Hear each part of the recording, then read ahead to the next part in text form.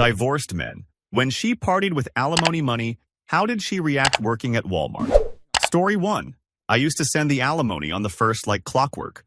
She called it her freedom fund. Instagram proved it. Bottle service, rooftop brunch, VIP wristbands. Our son would come back to my place with shoes 2 sizes too small and a backpack that smelled like spilled perfume. When I asked where the money went, she laughed. Don't worry about grown woman business. Then the court modified the order after she kept refusing jobs. The judge didn't even raise his voice, just read her bank statements and her own posts. Support is for stability, he said. Not nightlife. Payments dropped hard, and she stormed out like someone had stolen from her. 2 months later, I'm buying shampoo at Walmart and hear my name. Sharp, panicked. She's in the blue vest, hair pulled back, face powdered like she's trying to erase reality. She looked past me like she hoped I was a hallucination. You did this, she hissed, scanning items with trembling hands. You embarrassed me in court. I didn't raise my voice. I just looked at the name tag and then at her cart. Ramen, diapers, generic detergent. I didn't do anything, I said. You spent support like it was a paycheck. Her manager walked over. Ma'am, keep the line moving. She stared at the customers behind me, realizing they'd heard it all. Her cheeks went bright red. For the first time in years, she swallowed her pride and lowered her tone. Can you help me? Just until I'm back on my feet? I nodded toward the receipt printer. That's what the job is for. Then I paid, took my bag, and walked out while she stood there, eyes wet, still scanning other people's groceries like it was punishment. Story 2. She treated alimony like a sponsorship deal. Every weekend was a new theme. Hot girl summer, wine night, girls trip. Our daughter told me mom called it my money, like it came from the sky. Meanwhile, I was packing lunches and covering school supplies because things are tight. When she missed a custody exchange after a 3-day bender, I went back to court. The judge didn't care about her speeches. He cared about the missed pickups, the unpaid daycare portion, and the credit card debt she tried to blame on stress. Support was adjusted and conditioned on job searches. She went nuclear, texting paragraphs about how I was controlling her. Then she went silent. A week later, my buddy sends me a photo. Her in a Walmart vest at the customer service desk. I thought it was fake until I went in myself for printer ink. She saw me and froze like a deer in headlights. I wasn't even trying to confront her. I just needed ink. But she stepped out from behind the counter anyway, voice low and shaking. Are you happy? She asked. Watching me do this? I said. I'm happy our kid isn't watching you stumble into the house at 2 a.m. anymore. Her eyes flicked to the security camera. Her jaw clenched. You think you're better than me? No, I said. I think you're capable of better than what you chose. That's when a woman in line recognized her. Wait, aren't you that girl from TikTok? The one who was always at clubs? My ex looked like someone slapped her. She tried to laugh it off. Yeah, different era. The woman smirked. So alimony doesn't hit the same, huh? My ex's face tightened, and she snapped. Next, so loud her supervisor came over to ask what was going on. She swallowed her rage, forced a fake smile, and said, Sorry, long day. I bought my ink, wished her a calm day in the blandest tone possible, and left her there, learning what stability actually costs when it's earned. Story 3. She'd bragged to her friends that alimony was passive income. She turned it into a lifestyle. Lashes, nails, concerts, designer bags. Every purchase posted like a trophy. When I asked why our son's orthodontist bill was my responsibility, she said, That's extra. The turning point was when she got pulled over after a party with our son in the back seat. Not drunk, she swore, but her car reeked like spilled vodka, and she had an open container on the floor. That was enough for the court to take her I'm thriving routine seriously. Support got reduced. The judge suggested employment. She rolled her eyes so hard I thought they'd stick. A month later, my son and I stop at Walmart for a poster board for school. In the electronics aisle, I hear her voice doing the scripted cheer. Hi, welcome. Did you find everything okay? She tried to pretend she didn't see me. I tried to pretend I didn't see her. But my son spotted her first. Mom? He said, quiet, confused. Her face crumpled for half a second. Then she snapped into performance mode. Hey, baby. I'm just working. He looked at me like he needed instructions. I didn't give any. I let him decide. He walked up, hugged her, and said, Are you okay? That question hit her harder than any court order. She blinked fast and forced a smile. Of course. This is temporary. My son nodded. That's good. Because you used to say you were too good for jobs. I swear the air went still. 2 customers near us stared like they'd just witnessed a crime. She turned on me, eyes furious like I'd put words in his mouth. I didn't. Kids have memories. Kids have honesty. Her manager called her name and she wiped her face with the back of her hand. "I have to go," she whispered to our son. Then, to me, barely moving her lips, "You turned him against me." I leaned closer and said, "No, you just stopped being able to buy his silence." Story 4. After the divorce, she made alimony her personality. She'd host single queen parties and joke that I was funding the glow-up. My friends would send me screenshots because they thought I'd laugh. I didn't laugh. I kept thinking about our daughter asking why mom never had money for field trips. When the court reviewed finances, her spending looked like a bachelor's Vegas weekend. Every week, the judge asked one simple question: where is the child's portion? She had no answer, just excuses. Support got cut. She called me screaming, then tried sweet-talking, then threatened to ruin me. None of it worked. Months later, I'm at Walmart grabbing birthday candles. A voice behind me says, "Sir, those are in aisle 7. I turn. It's her. Vest, badge, dead eyes. She acted like she was helping a stranger until she noticed it was me. Her smile died mid-breath. "Oh," I said. "Hi." She glanced at my cart, candles, frosting, a small present. "So you're throwing her a party," she muttered. "Must be nice." "It is," I said. "You're invited. She'd want you there if you can keep it about her." Her lips trembled, and for a second I thought she might say yes. Then the resentment won. "You think this is my fault?" she spat. "You made me look bad." A nearby employee turned, ears perked up. A customer slowed down, watching. I lowered my voice. "No one made you post yourself pouring tequila into a thanks for the child support cup." Her face went white. She realized people were listening. She forced her tone into customer service sugar. "Is there anything else I can help you find today?" I looked at her name tag. "Maybe the part where you apologized to your kid." Her eyes filled, but she swallowed it and pointed toward aisle 7 like she was pointing toward exile. "Aisle 7, she repeated, voice cracking. I walked away with the candles, and behind me she stood frozen, trying to keep a smile on her face while her whole fantasy collapsed under fluorescent lights. Story 5. She didn't just party, she recruited an audience. She'd go live tipsy, telling strangers how she won the divorce. "I got the house, I got the money, I got the peace," she'd say, swaying in front of neon lights. If someone asked about our son, she'd roll her eyes. "His dad's got that." I kept receipts, literal ones. When she demanded more, I filed to review the order.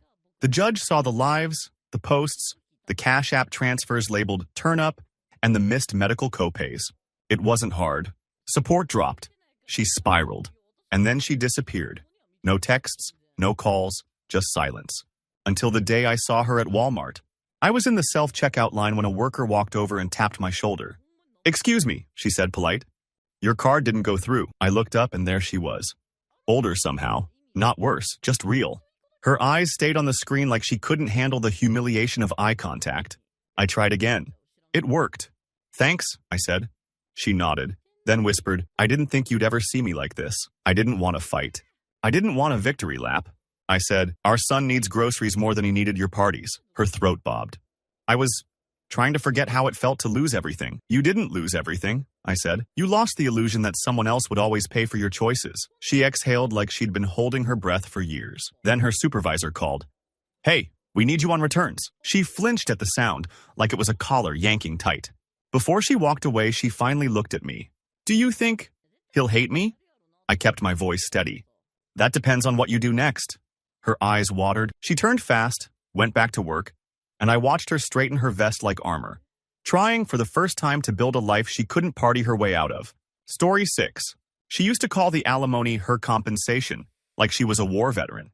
Every Friday night my son was with me, she posted stories. Neon lights, cocktails, finally free. Then she'd text me Monday morning. "Send it early. I have bills." Bills meant VIP sections. When support got reduced after she kept turning down jobs, she acted like I'd robbed her. "You'll regret humiliating me," she said. She started telling people I was financially abusive, even though the court order was public record. A few months later, I went to Walmart for windshield wiper fluid. I heard someone yell, "Code Spark," and then her voice, thin, forced, asking a customer to calm down at the register. I turned and there she was in the vest, cheeks flushed, smile stitched on like it hurt. She saw me and instantly stiffened. The customer she'd been helping looked between us like it was a reality show. My ex tried to do the customer service thing. "Hi, did you find everything okay?" I nodded. "Yep." Her eyes dropped to my cart. "Must be nice," she muttered, and then caught herself because a manager walked by. The manager didn't stop, but my ex's jaw clenched like she'd just swallowed glass. I leaned in, Quiet. I didn't want this for you. I wanted you stable for the kid. She snapped back, whispering hard. Stable? You wanted me punished. Right then, a teenager behind me recognized her from her old party videos. Yo, aren't you that alimony queen? Her face went blank. The line laughed. Her manager turned around, eyebrows up.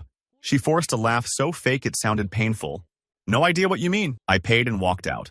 Through the glass, I saw her hands shaking as she scanned the next item. Like the job wasn't what broke her. It was the fact her audience had changed, and now they were watching her for free. Story 7. She blew alimony like it was a jackpot. New nails every week, girls' nights that turned into weekend trips, and a tab at one club that cost more than our daughter's entire semester of daycare. When I asked why daycare was late, she said, "That's your responsibility. I'm rebuilding." Court didn't see it as rebuilding. Court saw bank statements. Support was adjusted down, and the judge told her to apply for work. She left the courtroom with her chin up like she'd won by not crying in public. 2 weeks later, my daughter begged for a toy she'd saved up for. We went to Walmart because it was cheaper. At the entrance, the greeter said, "Welcome," and my daughter froze. "Mom?" My ex's smile faltered. She looked down at the vest like she wished she could rip it off. "Hi, sweetie," she said, too bright. "I'm just helping people today." My daughter didn't understand shame yet. "Is this your job now?" My ex's eyes flicked to me, accusatory, like I'd arranged it. "Temporary," she said fast. "Just until things get sorted." My daughter nodded and grabbed my hand. "That's good. Now you can buy groceries." I watched my ex's face collapse and rebuild in real time. A couple walking past slowed down, pretending to check carts while they listened. My ex bent closer to our daughter and whispered, "Don't tell anyone at school, okay?" Our daughter frowned. "Why? Jobs are normal." My ex swallowed, blinking fast. "Yeah, normal." I didn't rub it in. I just said, "We'll be at the recital Friday if you want to come." It wasn't a trap. It was an exit. Her voice cracked. "I'll see." As we walked away, my daughter waved. My ex waved back mechanically, then turned to the next customer with the same smile, except now it looked like it weighed 100 pounds. Story 8. My ex didn't party quietly. She did it loud, like a protest. After the divorce, she threw alimony celebrations in our old neighborhood. Music, strangers parking on lawns, videos captioned, "Thanks, babe." She tagged me in one by accident. That's when I knew it wasn't just immaturity, it was spite. I filed for a review after our son's school called about unpaid lunch fees. The judge asked her why she could buy bottles but couldn't buy lunches. She tried to cry. The judge didn't bite. Support dropped, and she was ordered to prove job applications. She sent me a text. "Hope you're happy." Then she blocked me. Months later, I went to Walmart for a birthday cake. In the bakery line, an employee walked out with a mop bucket and nearly bumped me. She looked up. It was her. For a second, neither of us moved. Then she did the thing she always did, turned anger into performance. "Wow," she said, loud enough for people to hear. "Shopping here now? Money must be tight." A woman behind me snorted. "Isn't Walmart for everyone?" My ex's eyes flashed. She leaned closer to me, whispering, "Say something. Defend yourself." I didn't. I just let silence hang, because I knew she couldn't stand not being the main character. Her supervisor walked by, saw her standing there, and said, "You're supposed to be on floors." My ex's face went hot. "I was just..." "Floors," he repeated. She turned back to me, voice low, venomous. "You did this to me."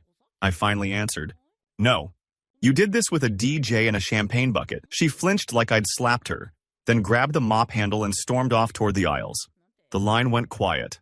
The woman behind me leaned in and said, "Some people learn only when the music stops." Story 9. The first year after divorce, she treated alimony like fuel for revenge. She'd post selfies with captions like, "He pays, I slay." I ignored it until our son started repeating things. "Mom says you owe her." That's when I realized she wasn't just wasting money, she was weaponizing it. When I got a modification approved because she refused work and missed exchanges, she didn't react like an adult. She reacted like a gambler who'd just been cut off mid-binge. She left voicemails calling me names, then sent a long apology, then demanded I fix it. A while later, I stopped at Walmart for cold medicine. At the pharmacy line, I heard someone arguing. A worker kept saying, "Ma'am, please lower your voice." The worker was my ex. The customer shouted, "You people don't know anything." My ex looked ready to cry but kept her smile. Then she noticed me in line, and the mask slipped. Her eyes hardened, like she suddenly had a better target than the angry customer. She finished the transaction, then walked past me and whispered, "Enjoy watching me suffer?" I replied, "I'm here for medicine." "Not a show," she scoffed. "Right. You love this?" Before I could answer, the angry customer barked, "Hey, are you done flirting or what?" My ex's face snapped toward the customer, mortified. People stared. The pharmacist raised an eyebrow. My ex forced a laugh that sounded like choking. I stepped forward, calm, and said to the customer, "She's doing her job. Take it up with corporate, not her." My ex froze. Not because I defended her, because she didn't know what to do with it. She'd built her whole story around me being the villain. Her voice dropped. "Why would you say that?" "Because our kid is watching us," I said. "Even when he's not here." She looked down, blinking fast. Then she turned back to the counter, shoulders tight, and called, "Next!" like it was the only word she had left. Story 10. She didn't just party with the money. She planned her parties around payday. Alimony weekend, she called it. She'd dump our son with her sister, then disappear into clubs and come back Monday acting like she'd been healing. Meanwhile, my fridge was stocked with his favorite food and her excuses. When support was cut after she failed a job requirement, she showed up at my door screaming, "You can't do this! I built my life around that money," I said. Exactly. A month later, I was at Walmart returning a broken toaster. The returns desk worker said, "Next," and I looked up into her eyes. She went pale. Then the anger came rushing in like a tide. She slammed the receipt stamp down and whispered, "You came here on purpose." I didn't, but I wasn't going to beg her to believe it. She looked at the toaster box, then at me, then at the line behind me. "So what is it?" she said loudly. "Rub it in? Need a photo for court?" People shifted uncomfortably. A man behind me said, "Lady, just do the return." Her supervisor, a woman with a tight bun, walked over. "Is there a problem?" My ex's smile snapped on. "Nope. Just helping a customer." The supervisor looked at her like she didn't buy it. "Keep it professional." My ex processed my return with shaking hands. When she handed me the refund slip, she lowered her voice. "I hope you know," she said. "This isn't over." I took the slip and nodded once. "For your sake, I hope it is. Because if you keep fighting reality, reality keeps winning." Her eyes filled, furious and scared at the same time. Then she turned to the next customer and said, "How can I help you?" Like she wasn't one bad day away from screaming again. Story 11. She used to treat alimony like her investor money. Every payment day, she'd post a story with champagne bubbles and a caption like, "Manifestation works." Meanwhile, my son's school kept emailing about unpaid activity fees, and she'd forward the emails to me with, "Handle it." When the court finally reviewed her refusal to work, she came in with a speech prepared. The judge cut her off with one question. "Have you applied anywhere?" She said, "I'm overqualified." The judge nodded like he'd heard that line 1,000 times and adjusted support down. A few weeks later, I went to Walmart for a pack of socks. At self-checkout, a worker walked over because the machine froze. I looked up. Blue vest, name tag, her face trying to be invisible. She stared at the screen and whispered, "Don't say anything." "I'm not," I said. But the machine kept beeping and she had to override it. Her hands were shaking. A guy behind me in line recognized her from her old party posts. "Aren't you the alimony queen lady?" Her eyes widened. "No," he laughed. "Nah, it's you. You had that video where you said you'd never work." She glanced around, panicked, then snapped into Walmart voice. "Sir, please step back." I scanned my items and paid, not adding fuel. As I walked away, I heard her hiss, "Stop recording," and then a manager's voice. "What's going on over here?" I didn't turn around. I didn't need to. The sound of her world shrinking under fluorescent light said enough. Story 12. After the divorce, she partied like she was proving a point. New friends, new clubs, new outfits. Every photo was a message aimed at me. "Look what you lost." When the alimony hit, she'd send me a sarcastic thanks emoji, like it was my job to sponsor her healing. Then the judge ordered her to show job applications. She brought screenshots of websites she'd visited, not applications she'd submitted. The judge's patience evaporated. Support got cut, and the court put teeth into the order. I found out she was working at Walmart from my niece, who texted me, "Uncle, I just saw her at the register." I didn't believe it until I went there myself for dog food. She was at the front end, scanning items fast, jaw clenched, like speed could erase shame. She saw me and her eyes narrowed. "You following me now?" she said, loud enough for the customer to hear. I kept my voice neutral. "I'm buying dog food," she scoffed. "Sure." The customer, an older woman, looked at my ex and said, "Honey, don't make your personal problems everyone's problem." My ex's face turned pink. She forced a smile.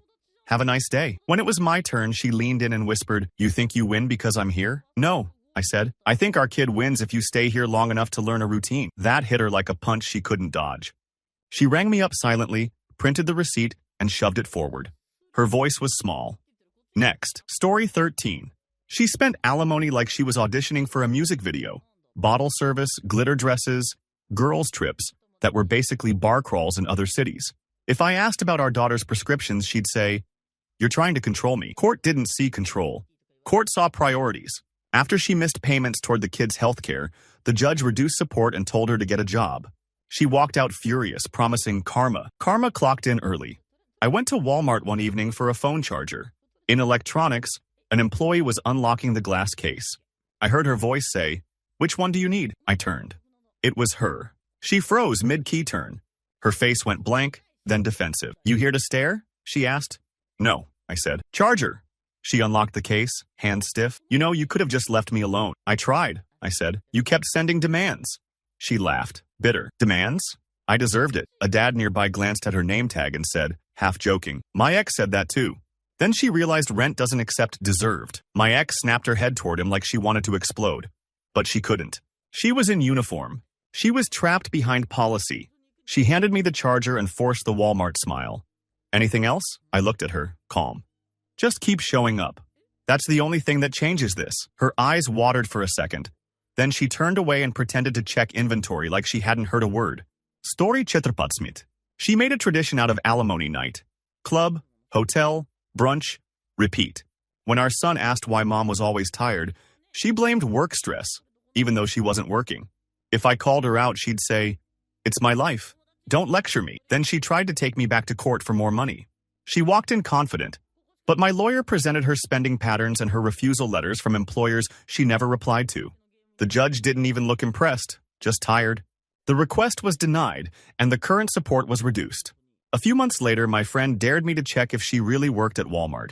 I didn't go to gloat. I went because I needed a new mop. The universe did the rest. She was in the cleaning aisle, restocking shelves. She saw me and stiffened like she'd been caught stealing. "You're obsessed," she said, immediately angry. I picked up the mop, deadpan. "Yes, I'm obsessed with mops." Her eyes flashed. She lowered her voice. "I hate you. I didn't raise mine. I hate what this did to our kid." She laughed quietly, like it hurt. "Don't pretend you care about me." "I don't," I said honestly. "I care that you stop self-destructing." Her mouth opened, ready to fire back. But a manager walked up and asked, "Everything okay here?" My ex snapped into fake sweetness. "All good." The manager looked at her like he didn't believe it, then walked away. She stared at the shelf, blinking hard. "You got what you wanted," she whispered. "I put the mop in my cart." "No, I got what you refused to be. Responsible." Story 15. She partied so hard with alimony money that her friends called her payroll. Every time support hit, she'd treat the whole group. They loved her, until the payments got cut, and suddenly her phone went quiet. When the court reduced support, she tried to guilt me. "I'm drowning," she wrote. "You're the reason." I didn't respond. I just kept our son's life stable.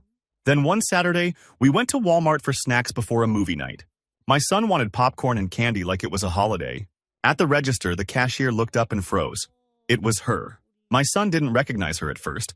She'd changed her hair, no lashes, no glam, but her eyes were the same. He stared, confused, then whispered, "Mom?" Her lips trembled. "Hi, baby." He looked at the conveyor belt. "Are you working here?" She nodded, forcing a smile. "Yeah? It's a job." He paused, then said the most devastatingly innocent thing. "So you can't go out every night anymore?" The woman behind us coughed like she was hiding a laugh. My ex's face went bright red. She leaned forward, voice tight. "We don't talk about that." My son frowned. "Why? You always talked about it online." She flinched. I could see the moment she remembered. The lives, the captions, the bragging, all of it archived. She finished scanning, hands shaking, and slid the receipt toward me without meeting my eyes. Her voice cracked. "Have a good night," I nodded. "You too." As we walked away, my son asked quietly, "Is Mom okay?" I answered honestly, "She will be, if she keeps showing up." Behind us, the register beeped again and again. Steady, relentless, like reality keeping time. Story 16. She spent alimony like it was revenge in cash. Every payment day, she'd repost some quote about being provided for, and then disappear into a weekend of clubs. Our son came home with sunburn from staying at her friend's pool all day. No sunscreen, no lunch, just chips and soda. When the court reduced support and required proof of employment efforts, she told everyone I took food out of her mouth. Then she posted a $300 bar tab 2 days later. That was when even her own sister stopped defending her. I ran into her at Walmart in the automotive aisle. She was pushing a cart stacked with oil bottles and wiper fluid. doing restocks. She saw me and her face tightened like she'd tasted something sour.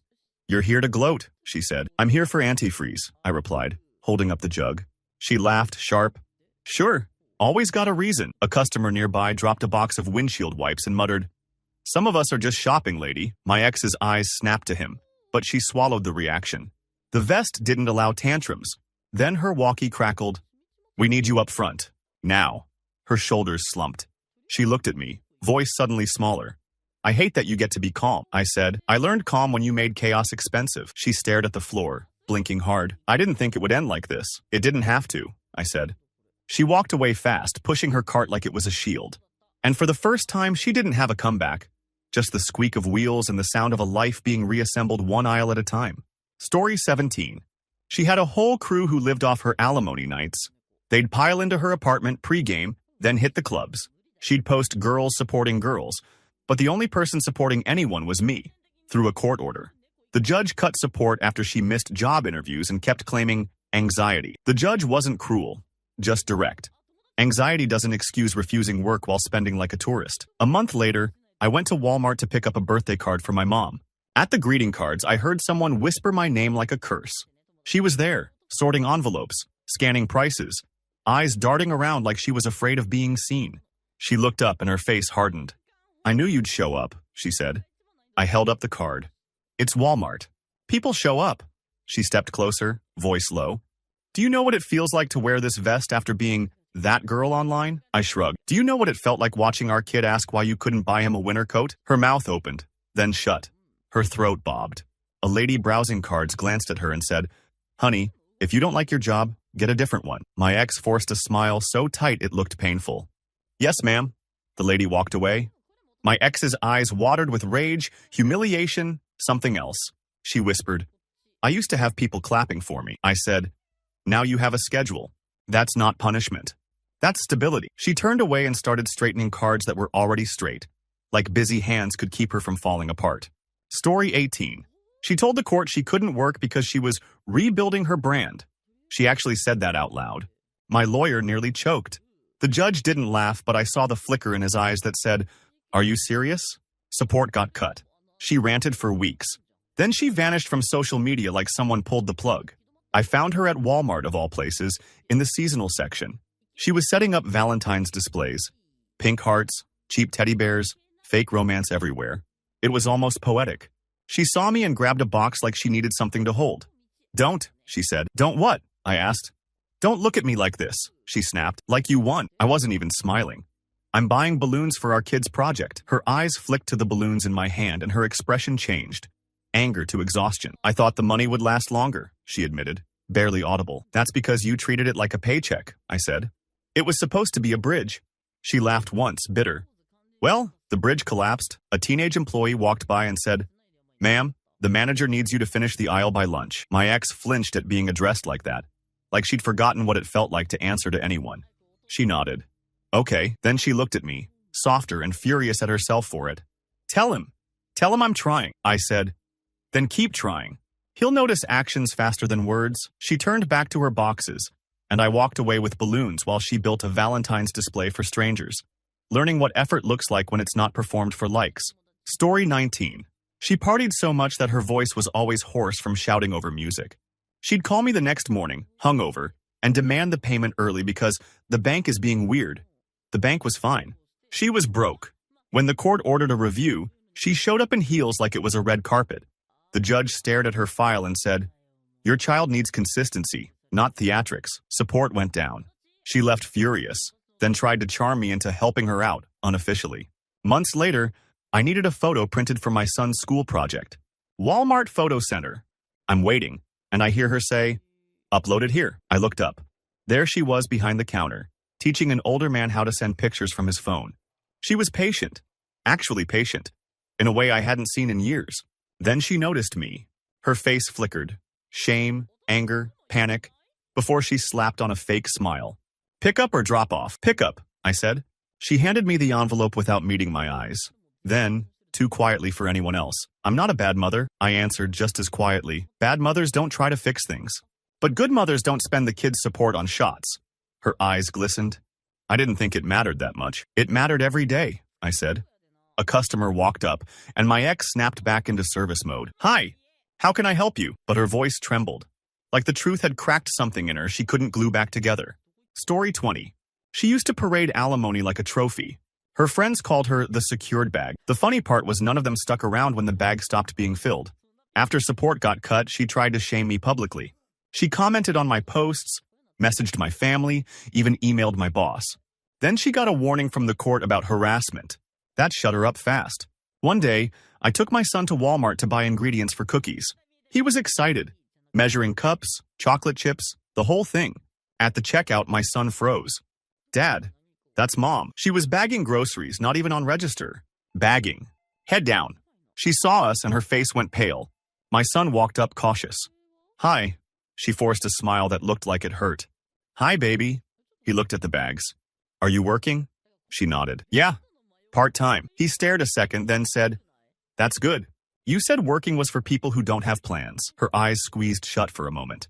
A cashier beside her glanced over, trying not to listen. My ex whispered, "Please don't say that." My son frowned. "Why? You said it on your videos." That's when I saw it. The real punishment wasn't Walmart. It was her own words coming back through the mouth of a child who didn't know he was holding a mirror. She looked at me, pleading, furious, ashamed. All at once. I didn't gloat. I just said, "We're baking cookies tonight. If you want to come by later and see him, you can." She swallowed hard. "I can't. I have a shift." My son nodded slowly. "Okay, then maybe next time." As we left, she stood there holding someone else's groceries, watching her own life slip into a routine she couldn't glamorize, only survive. Story 21. She called the alimony my settlement, like she'd won a lawsuit instead of ended a marriage. Every payment day, she'd post a selfie with a cocktail and a caption about soft life. Our son would come back to my place hungry because she forgot dinner after a brunch that turned into a bar hop. When the court reduced support, she didn't blame herself. She blamed me for changing the rules. The judge's words were simple. The money is for the child, and she needed employment. She left the hearing furious and immediately went live from her car, ranting about men punishing women. A month later, I saw her at Walmart in the fitting room area, folding discarded clothes. She was moving fast, like if she stayed busy, no one would notice her. Then she looked up and spotted me. Her face tight. "You stalking me now?" I held up a pack of undershirts. "I'm shopping. Same as everyone else." She laughed quietly. "Of course. You always have a story." A woman trying on shoes nearby snorted. "Lady, he's buying underwear." "Relax." My ex's cheeks went red. She swallowed the anger because she had to. Uniform rules are stronger than ego. Then she whispered, barely audible, "Do you know how humiliating it is to fold other people's clothes after they leave them inside out?" I answered evenly. "Do you know how humiliating it is to explain to your kid why Mom can't show up on time because she's recovering?" She stared at the floor, jaw clenched, then nodded once like she hated that it made sense. "Whatever," she muttered, and went back to folding like the pile was a confession she had to fix. Story 22. She spent alimony like it was a refillable credit card. Anytime I asked about school expenses, she'd say, "That's extra." But nothing was extra when it came to her. Lashes, hair, trips, self-care weekends that looked suspiciously like club crawls. Support got cut after she missed job interviews and lied about it. The judge didn't call her a liar. He just asked for proof. She had none. A while later, I went to Walmart late at night for cough syrup. The store was nearly empty, quiet in that eerie way. At the register, the cashier called for help with an override. The supervisor walked over. It was her. She moved like she didn't want to be seen, keys jangling, eyes down. Then she looked up at the screen and realized whose purchase she was approving. Her mouth opened, then shut. "Really?" she said, voice sharp. "Really what?" I asked. "Cough syrup," she mocked. "That's what you came for?" "Yes," I said, "because adults buy things they need." Her eyes narrowed. "You think you're so righteous." Before I could answer, the cashier, some 19-year-old kid, said, "Ma'am, can you just approve it?" The line's waiting. The line was 2 people, but the tone hit her like a slap. She wasn't the main character anymore. She was staff. She approved the purchase with one hard press, then leaned close. "I used to have options," I replied. "You still do.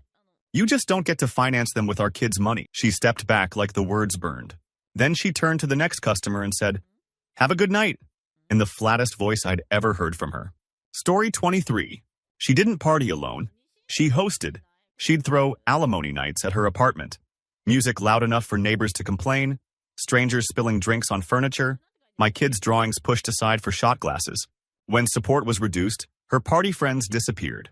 Suddenly, she was calling me, crying, saying she felt abandoned. I wanted to tell her she'd abandoned our kid first, but I kept it factual. Follow the order. Get stable. I ran into her at Walmart at the returns counter. A guy was yelling at her about a cracked TV, waving the receipt like a weapon. She kept her voice calm, shockingly calm, trying to explain policy. Then the guy shouted, "I don't care, I want a manager." She took one breath, then said, "I am the manager on duty." He sneered. You? You look like you should be in the club." I saw her flinch. She glanced over and her eyes locked with mine. That tiny flicker said everything. She knew the irony, and she hated it. The guy followed her gaze and turned. "Who's that? Your boyfriend?" My ex's face went hot. "Sir, focus on your return." He laughed. "Oh, you know him. Guess he likes seeing you like this." For a second, I thought she'd explode. Instead, she straightened her shoulders and said, "Return is denied due to damage beyond policy." "Next!" The guy sputtered, outraged. Her hands shook, but she didn't back down. When he finally stormed off, she stared at the counter, breathing like she'd run a race. I stepped forward and said quietly, "Good job keeping it together." She didn't look up. "Don't," she said. "Don't praise me like I'm a child." "I'm not," I replied. "I'm acknowledging you did what you refused to do for years." She finally met my eyes. A mix of hatred and something like grief. "It's not the job," she whispered. "It's knowing I had to hit bottom to learn basic discipline." I nodded once. "Then don't waste bottom. Build from it." Story 24. She bragged that she'd never clock in again. Alimony, she said, was her new salary, and she deserved it for emotional labor. Then she spent it on festivals, outfits, hotel rooms, and drinks with names longer than our son's homework assignments. When support got cut, she accused me of starving her. She even tried to get sympathy by claiming she couldn't find work. But she wasn't looking. She was waiting for someone to rescue her. One afternoon, I went to Walmart for a cheap Bluetooth speaker. In the home aisle, I heard her voice giving a customer directions. She was a floor associate now, pointing, smiling, doing the polite routine. She saw me and her smile died. "You always show up," she said, like the universe was conspiring. I said, "You always assume you're the center of it," she scoffed. "You enjoy watching me help people who don't even respect me." A customer nearby interrupted, "Ma'am, can you tell me where the trash bags are?" My ex's face hardened, but she answered, "Aisle 12, with forced sweetness. When the customer walked away, she turned back to me. "See? That's my life now. Being invisible." I replied. "Invisible was our kid in your budget." Her eyes flashed. "I was surviving." "No," I said. "You were partying." She looked like she wanted to scream, but instead she exhaled, long and shaky. "I hate that you're right," she whispered. Then her walkie crackled with a task, and she turned away mid-conversation, pulled back into work like the store had a leash on her pride. Story 25. She spent alimony on bottle service so often the bartender started calling her Mrs. Direct deposit. Every payment day she'd brag about living her best life, and every time I asked about our daughter's dance fees, she'd say, "Ask your rich lawyer friends." When the court reduced support and ordered her to work, she acted like she'd been sentenced. She told everyone I'd destroyed her future. Then she had to build one. I saw her at Walmart in the deli section, slicing meat and cheese. The hairnet looked like an insult she couldn't remove. She was trying to keep her head down, but the deli is loud. People bark orders like they own you. A guy in line recognized her and said, "Weren't you that chick online bragging about not working?" She froze. Everyone turned. She forced a laugh. "People post dumb stuff." He grinned. "So, guess the money stopped, huh?" Her face went red.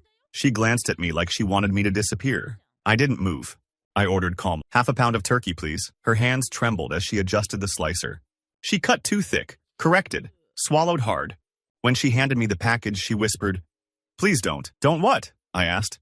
"Don't let our kids see me like this," she said, voice breaking. I didn't gloat. I answered with the truth she hated. "Then keep showing up. Let him see you working. That's not shame. That's repair." She stared at me, eyes glassy, then nodded once, like she couldn't decide if she wanted to thank me or curse me. Then she turned back to the line and said, "Next," with a voice that finally sounded like someone trying to earn her way out. Story 26. She treated alimony like an invitation. If the deposit hit on Friday, she'd be in heels by 8. Our son would come back to me Sunday night smelling like her friend's cigarette smoke, asking what bottle service meant because he heard her laughing about it on FaceTime. When the court reduced support and told her to get a job, she cried in the hallway. Loud, theatrical, for anyone watching. On the drive home, she posted, They want to see women suffer. She didn't mention the unpaid school fees or the missed pickups.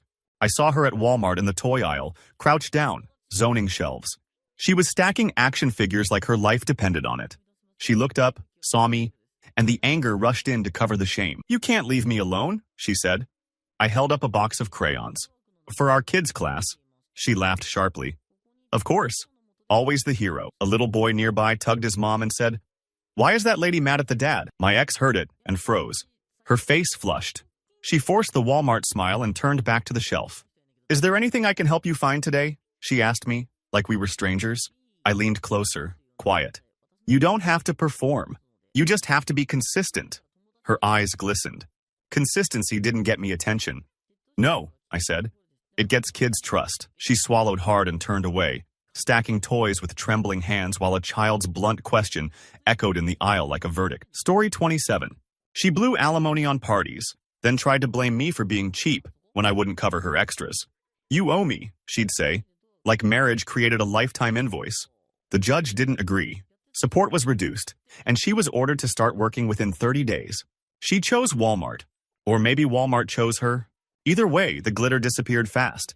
I ran into her at the front door as the receipt checker. She stood there holding a highlighter like it was a weapon, trying to look authoritative. When she saw me, she flinched. "Receipt," she said, too sharp. I handed it over. She looked at the items. Diapers, wipes, cereal, and her mouth tightened. "You always get to look like the responsible one," she whispered. I didn't raise my voice. "Because I was forced to be." She scanned the receipt like she was searching for something illegal. A customer behind me sighed dramatically. "Lady, either mark it or don't." My ex forced a smile and handed it back. "Have a good day." I started to walk away. Then she muttered, almost to herself. "I used to walk into places and people moved for me." I stopped, turned slightly. "People moved because you were loud.